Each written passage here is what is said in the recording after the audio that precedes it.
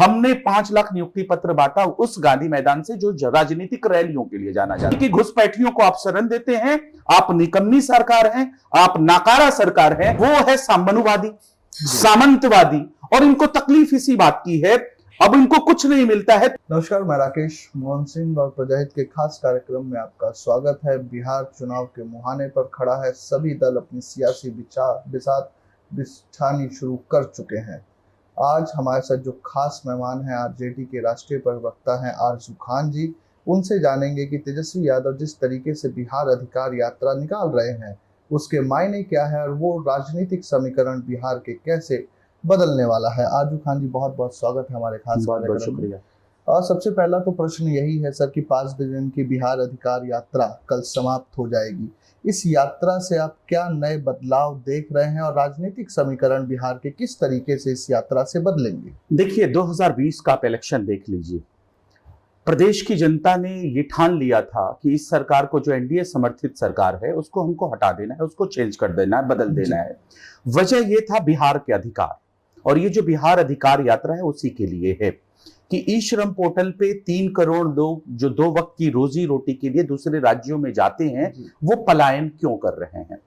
बिहार पलायन का आज 20 सालों के बाद भी दंश क्यों झेल रहा है? शिक्षा की अगर बात कर ले तो इंटरमीडिएट में बच्चे जो है 12 से 13 लाख बच्चे हर साल एग्जाम देते हैं, पास भी करते हैं, लेकिन बिहार सरकार के पास सिर्फ 6 लाख सीटें हैं जो ग्रेजुएशन करवाते हैं, यानी कि शिक्षा के लिए 6 से 7 लाख बच्चे दूसरे राज्यों में पलायन करते हैं। तीसरा है, नीति आयोग की रिपोर्ट कहती है कि बिहार में निवेश ही नहीं है, नील बटा सन्नाटा। तो अगर निवेश नहीं है तो बिहारी बच्चों को, बिहार के नौजवानों को आप रोजगार कैसे देंगे? जब हमारी सरकार थी 17 महीने की, जिसके हमारे मिनिस्टर हुआ करते थे एजुकेशन डिपार्टमेंट के, हमने 5 लाख नियुक्ति पत्र बांटा उस गांधी मैदान से जो राजनीतिक रैलियों के लिए जाना जाता है। तो हम बिहार के 14 करोड़ आवाम के अधिकार की बात कर रहे हैं, लेकिन भारतीय जनता पार्टी और जनता दल यूनाइटेड क्या है, उससे परेशान दिख रही है, उससे हताश दिख रही है। तो आदरणीय नरेंद्र मोदी जी आते हैं और उसके बाद आपने देखा कि कल आदरणीय गृह मंत्री अमित शाह आते हैं और वो घुसपैठिए का नारा देते हैं।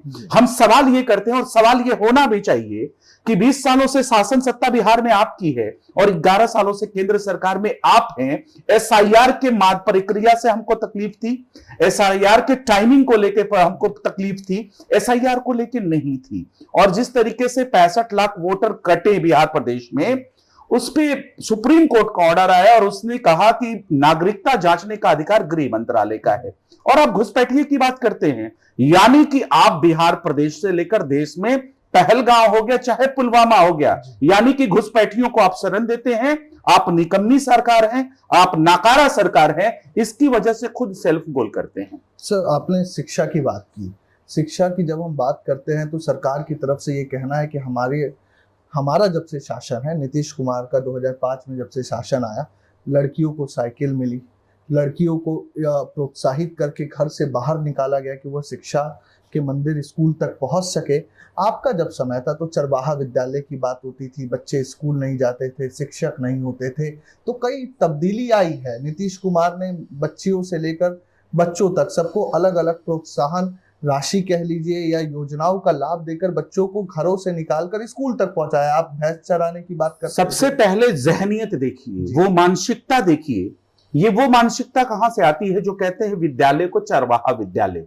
चरवाहा विद्यालय बहुजन संप्रदाय के लिए, बहुजनों के लिए एक कॉन्सेप्ट था कि आप कहीं भी रहें, अगर पढ़ना चाहते हैं, और पढ़ने की उम्र कोई नहीं होती है, तो जो गरीब, वंचित, शोषित अकलियत जो तबका है, जो शिक्षा से दूर रह गया है, उसके लिए हमने चरवाहा विद्यालय खोला, जो बहुजन के कॉन्सेप्ट में था। लेकिन इनकी जो सोच है ना, जो जहनियत है ना, वो है सामनुवादी, सामंतवादी, और इनको तकलीफ इसी बात की है, अब इनको कुछ नहीं मिलता है। तो इस 20 साल के शासन सरकार में, जो 20 साल से पहले जो बच्चा जो पैदा हुआ, आज जो सरकार से सवाल कर रहा है, जो कहता है शिक्षा पे बात कर रहा है, जो चिकित्सा पे बात कर रहा है, जो रोजगार पे बात कर रहा है, जो फैक्ट्री कल कारखाने पे बात कर रहा है, तो ये कहते हैं जंगल राज।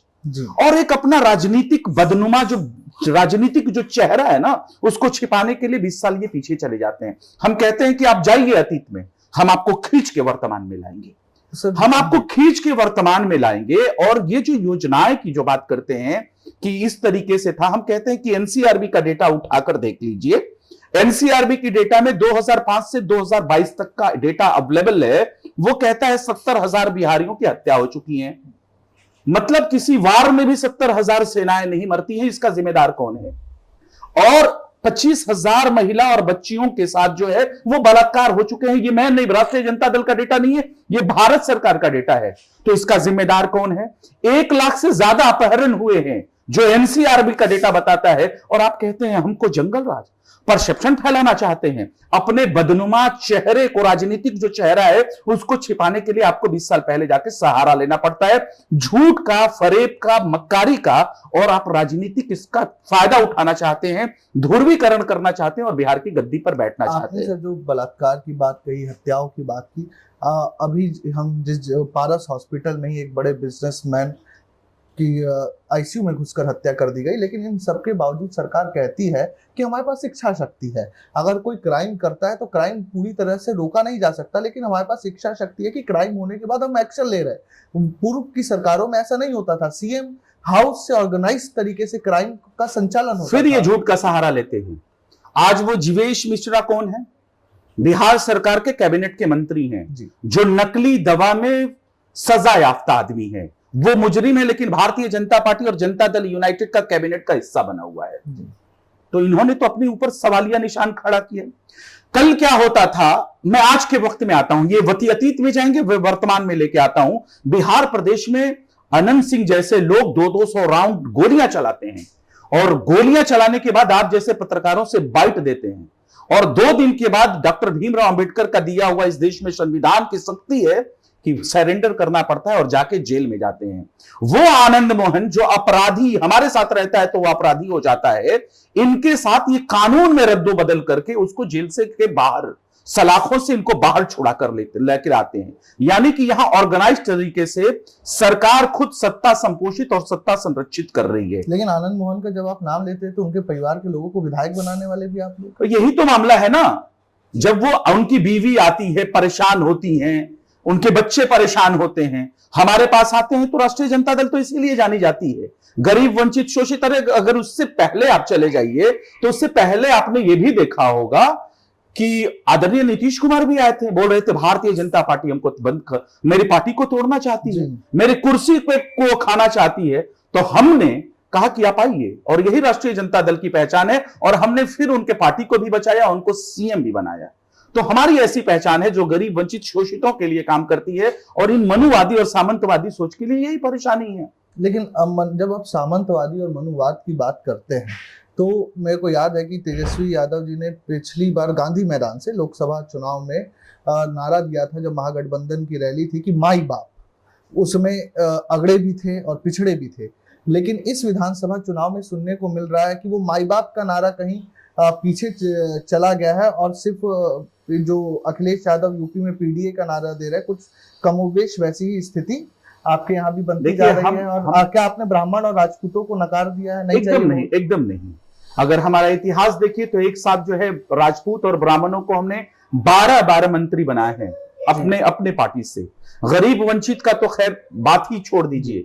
हमने कपड़े धुलने वाले को एमएलसी बनाया, राज्यसभा भेजा। ये है राष्ट्रीय जनता दल की पहचान। और वो आदरणीय चिराग पासवान जो अभी स्वघोषित हनुमान है, उनके पिताजी की जब कोई मतलब राजनीतिक बहुत परेशान थे तो हमने उनको राज्यसभा भेजा था जी। तो ये हमारी पहचान है। और हम कहते हैं, ये फिर परसेप्शन फैलाने की कोशिश करते हैं, हम कहते हैं कि हमारे माई के साथ बाप की पार्टी है, A to Z की पार्टी है, हम सबकी बात करते हैं, 14 करोड़ बिहारियों की बात करते हैं, जिसमें गरीब भी आता है, वंचित भी आता है, लेकिन बुरा बाल साफ वाला नारा भी तो चल रहा है। आप कोई एक एविडेंस लाके दिखा दीजिए कि हमारे पार्टी की तरफ से आदरणीय लालू प्रसाद यादव जी की तरफ से कहा गया है। मैं कहता हूं कि बड़ी कॉन्फिडेंट के साथ इस देश में एक पार्टी है जिसका नाम भारतीय जनता पार्टी है, जो बड़ा बेशर्मी के साथ राजनीति करती है और झूठ और परसेप्शन फैलाती है। आज तक देश के प्रधानमंत्री लाल किले से जो चीज कहते थे, देश की 140 करोड़ जनता मानती थी कि ये सही हो गया। क्या हुआ? Make in India, skill India, develop India, बहुत हो गई महंगाई की बात, अब की बार मोदी सरकार, ये सारी चीजें कहां चली गई? ये सब जुमले क्यों हो गए? वो 15 लाख को तो मैं छोड़ देता हूं, स्विस बैंक काले धन लेके आएंगे और 4 गुना बढ़ गया, अभी स्विस बैंक का आया है ये सारी चीजों पे जुमले निकल गए तो हम कहते हैं कि आप इस देश में 85 करोड़ लोगों को 5 करोड़ राशन देते हो और झूठ फैलाते हो। बिहार में 85 लाख लोगों की प्रति व्यक्ति आय महज 5,000 के करीब, इसका जिम्मेदार कौन है? और अगर गुजरात का देख लिया जाए तो 2,81,000 प्रति व्यक्ति आय है। तो गुजरात तक तो ट्रेन भी चल रही है ना सर, एसी वाली, पूर्णिया से पीएम ने आज से थोड़ी चल रही है गुजरात से ट्रेन। गुजरात, पूर्णिया से गुजरात एसी ट्रेन पीएम कह के गए हम चलाएंगे। भाई चलाए ना, और वो ये बताएं कि जब से 2014 से सरकार बनी 36% से ज्यादा किराया बढ़ाया आपने, लोगों को, आम आवाम को राहत कितना दिया आपने? नई नई ट्रेनें स्टार्ट की है और 4 गुना आप भाड़ा वसूल करना चाहते हैं। क्या आपने बिहारियों को उस लायक छोड़ा है कि वो उस पर सफर करें? मैं कल देख रहा था जो वंदे भारत जो जोगबनी से चली है, सिर्फ 46 पैसेंजर थे, 46 पैसेंजर। यानी कि बिहार के लोगों को आपने मजदूर बना के छोड़ा है, दिहाड़ी मजदूर, उनकी प्रति व्यक्ति नहीं बढ़ाए हैं। इसलिए हम बिहार अधिकार यात्रा कर रहे हैं। तेजस्वी यादव युवा है सर, युवाओं की बात कर रहे हैं और बिहार अधिकार यात्रा की शुरुआत में उन्होंने कहा भी कि युवाओं को समर्थित ये यात्रा है। आपके डिप्टी सीएम सम्राट चौधरी जी कहते हैं कि राहुल गांधी के सामने तेजस्वी यादव दब गए, इसलिए वो अपनी जमीन तलाशने के लिए यात्रा कर रहे हैं। सवाल इन सबसे इतर ये है कि विजन क्या है तेजस्वी यादव जी के पास? जैसे उन्होंने 100% डोमिसाइल नीति की बात की, परीक्षा शुल्क माफ करने की बात की, आने जाने तक का भाड़ा देने की बात कही।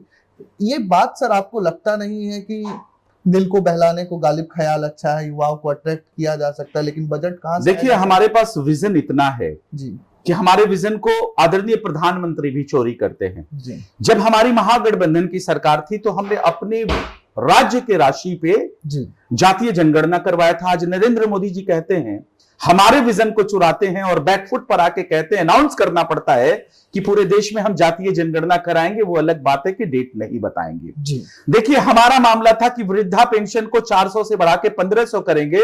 हमारे विजन को आज की सरकार चोरी करती है और आनंद फानन में 1100 करती है, 400 अभी भी अधूरे हैं। हमारा विजन था, आप हमारे वेबसाइट पे चले जाइए, 2020 के लोकसभा इलेक्शन के, कि इस गरीब प्रदेश में हम 200 यूनिट बिजली बिहार प्रदेश वासियों को फ्री करेंगे। यह सरकार फिर से हमारे विजन को, दूरदृष्टि को चोरी करती है और 125 यूनिट बिजली फ्री देने का काम करती है। हमने कहा था युवा आयोग का गठन कर देंगे, यह सरकार आनंद फानन में करती है। और अब जो ये कर रही है वो सिर्फ राजनीतिक स्टंट है, चुनावी स्टंट है, क्योंकि हमको मालूम है चुनाव के बाद ये न सरकार आने वाली है, और अगर बदकिस्मती से अगर ये सरकार आ भी जाती है तो ये सारे जो इनके चुनावी जो फार्मूले हैं वो सब जुमले हो जाएंगे। क्योंकि सिर्फ इनका मामला यही है किस तरीके से छला जाए बिहार के 14 करोड़ आवाम को, जिसमें से 7 करोड़ 90 लाख के करीब जो वोटर हैं, किस तरीके से उनको लाभ दिया जाए। लेकिन बिहार की जनता मन बना चुकी है कि बहुत हो गए नीतीश कुमार, अब चाहिए तेज रफ्तार तेजस्वी सरकार। जेनजी जो अभी राहुल गांधी ने भी ट्वीट किया कि देश के संविधान को जेनजी बचाएंगे। तेजस्वी यादव भी अपनी यात्राओं में 20 से 25 साल के युवाओं की बात कर रहे हैं। अगर सरकारी आंकड़े निकाले जाए तो 35% सबसे ज्यादा आबादी युवाओं की बिहार के भीतर है। मैं जब सर सत्ता पक्ष के लोगों से बात करता हूं तो वो कहते हैं कि हम कोका कोला की कंपनी ला रहे हैं, ड्राई पोर्ट शुरू हो गया, वापस से बिहटा मोकामा फतुआ में इंडस्ट्रियलाइजेशन शुरू हो गया। तो आखिर लोग क्यों ना माने इन बातों को? और तेजस्वी यादव सिर्फ सरकारी नौकरी के भरोसे ही पूरे बिहार को लेकर चलेंगे? इंडस्ट्रियलाइजेशन लाने के लिए क्या तरीका है? क्योंकि हम देखिए हमारे पास लंदन जाते हुए भी तेजस्वी यादव को, तो आने के बाद क्या वो इन्वेस्टमेंट खुद जाकर लाएंगे? सबसे बड़ी चीज है, हमारा मुद्दा ही बिहार के 14 करोड़ आम आवाम के लिए है। वो नेता प्रतिपक्ष जब थे और जब उन्होंने कहा था कि हम बिहार 10 लाख नौकरियां देंगे, सरकारी शिक्षक बनाएंगे, बिहार के जो शिक्षक हैं उनको राज्यकर्मी का दर्जा देंगे, तो उस वक्त में जो विधानसभा में मौजूद थे सत्ता पक्ष के लोग, उन्होंने कहा था अपने बाप के घर से लाओगे। और वही 17 महीने की सरकार आती है, हम 5 लाख नियुक्ति पत्र देते हैं, 3.5 लाख पाइपलाइन में डाल के आते हैं, जो अभी की एनडीए सरकार वक्त वक्त पे देके अपना पीठ थपथपाती है। हमने देश में एक मिसाल कायम किया कि जब महागठबंधन की सरकार बनी, देश में बिहार प्रदेश में हमने शराबबंदी लागू किया, हमने जातीय जनगणना करवाया, उसके बाद नियुक्ति पत्र हमने बांटे, शिक्षकों को राज्यकर्मी का दर्जा दिया। तो ये सब ऐतिहासिक काम रहे हैं, ये हमारा विजन है और बिहार के 14 करोड़ आवाम के लिए ये बात करते हैं। मैं कहता हूं कि 20 साल के शासन सत्ता आपकी है, जवाबदेही आपकी बनती है। आप बताइए भारत सरकार के किस डेटा में, आप किस सूचकांक में नंबर 1 है? ये ग्रोथ रेट बताते हैं, झूठ बोलते हैं और फिर कहते हैं कि 5 साल और हमको दीजिए। हम कहते हैं भारत सरकार के डेटा में, चाहे वो ऑक्सफैम की रिपोर्ट हो, नीति आयोग की रिपोर्ट हो, एनसीआरबी का डेटा हो, नेशनल हेल्थ रिपोर्ट की सर्वे हो, हर चीजों में पिछड़ेपन में बिहार 1 नंबर पे क्यों है? इसका जिम्मेदार कौन है? बिहार के आम आवाम का अधिकार किसने लूटा है? हम यही तो सवाल करते हैं। और ये क्या कहते हैं रोहिंग्या, बांग्लादेश, पाकिस्तान, घुसपैठ, क्योंकि इनको इनकी मानसिकता वही है, डिवाइड एंड रूल की पॉलिसी। देश के लोगों को अंग्रेजों की तरह लड़ाओ, हिंदू मुसलमान का ध्रुवीकरण करो और गद्दी पर बैठ जाओ, जो कि बिहार में ये सब नहीं चलता है। जो विश्व की सबसे बड़ी पार्टी, जो भारतीय जनता पार्टी अपने आप को कहती है, यहां 42 नंबर सीट की पिछलग्गू पार्टी बन के बैठी है और आज तक भारतीय जनता पार्टी का कोई सीएम फेस नहीं हुआ। यह बिहार के 14 करोड़ के आम जनता की वोट की ताकत है। एक अंतिम प्रश्न मैं खान साहब आपसे पूछना चाहूंगा, कांग्रेस और आरजेडी में सब ठीक है क्योंकि तेजस्वी यादव राहुल गांधी को तो पीएम बनाने के लिए तैयार है, लेकिन पवन खेड़ा जी से जब सवाल किया गया दिल्ली में कि आप सीएम बनाएंगे तेजस्वी यादव जी को, तो वो साफ साफ कह गए कि पहले चुनाव हो जाए फिर सीएम बनाएंगे। स्पष्टता नहीं आ रही है कांग्रेस में। नहीं, स्पष्टता तो पूर्ण रूप से है जी, लेकिन एक मीडिया ट्रायल है। जब देश में विपक्ष एक लामबंद होता है, एक साथ जब एसआईआर के मुद्दे पे रहता है, विपक्ष देश के किसी भी मुद्दे पे एक साथ प्रहरी होते हुए नजर आता है सत्ता पक्ष के सामने, तो ये परेशान हो जाते हैं, मीडिया ट्रायल करते हैं। उस मीडिया ट्रायल का नतीजा है, हम कहते हैं कि हमारा कोऑर्डिनेशन कमेटी बन के तैयार है, उसके head leader of opposition Tejashwi Prasad Yadav हैं, हमारे कितनी बार प्रेस कॉन्फ्रेंस हो चुका और एक एक करके आप जैसे मीडिया कर्मियों को हम बताते हैं, ऑन गोइंग प्रोसेस की तरह जा रहे हैं। और जहां तक रही लीडर ऑफ अपोजिशन को सीएम फेस की बात, मैं कहता हूं सूरज को चिराग दिखाने की क्या जरूरत है? इस देश का सबसे बड़ा कोई अगर विपक्षी नेता है तो उसका नाम राहुल गांधी, और विपक्ष का अगर कोई सबसे मजबूत दावेदार है इस बिहार प्रदेश में तो लीडर ऑफ तेजस्वी प्रसाद यादव हैं। 2020 में भी एसएससी डिफे छोड़े गए थे, लेकिन क्या हुआ? सीएम फेस पे leader of opposition Tejashwi Prasad Yadav के चेहरे पे चुनाव लड़ा गया और 12,000 वोटों का सिर्फ डिफरेंसेस है। और वो 12,000 का डिफरेंसेस वोट की चोरी करके हुई, वोट की डकैती करके हुई। देश के आदरणीय गृह मंत्री को हेलीकॉप्टर पकड़ के शाम को दिल्ली से पटना में लैंड करना पड़ा। और आजाद भारत में पहली बार रात के 11 बजे से 12 बजे तक बिहार की काउंटिंग चली। प्रशासनिक सेवाओं को पूरी तरह से रोका गया, मदद किया गया इलेक्शन कमीशन का, और 12,000 वोट की जनादेश की चोरी करके आज ये गद्दी पर बैठे हैं। बिहार की जनता मन बना चुकी है, पूर्ण बहुमत की सरकार लाएगी और जो भारतीय जनता पार्टी जनता दल यूनाइटेड है उनको डस्टबिन में फेंक देगी। बहुत बहुत धन्यवाद आरजू खान जी हमारे साथ जुड़ने के लिए। तो ये हमारे साथ थे आरजू खान जी, राष्ट्रीय प्रवक्ता आरजेडी। अब दर्शकों देखना यह है कि चाणक्य की इस भूमि में जब चुनाव होते हैं तो जनता किसे चुनती है, युवा सोच को या फिर से नीतीश कुमार की बातों पर या नीतीश कुमार के विकास के दावों पर मोहर लगाती है। लेकिन चाणक्य ने ये जरूर कहा कि समाज को बदलना है तो युवाओं को मौका देना होगा। अब देखना है कि युवा सोच जीतती है या अनुभव उस पर भारी पड़ता है। धन्यवाद।